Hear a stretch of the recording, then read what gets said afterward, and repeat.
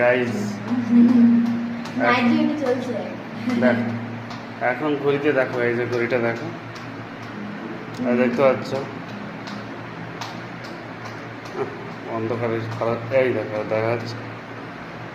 আর এই দেখো আমরা এই যে রাত বাজে 2:30। সেই সন্ধ্যার দিকে এখন নাইট ডিউটি চলছে। 4টা অবধি, আজকে মানে 5টা অবধি হবে। চোখ দেখো।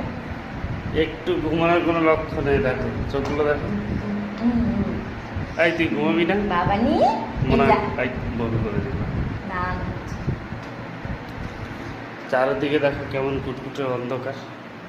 আমি এদিকে দেখাই তোমাদেরকে, বৃষ্টি হচ্ছে হালকা হালকা। এই দেখো,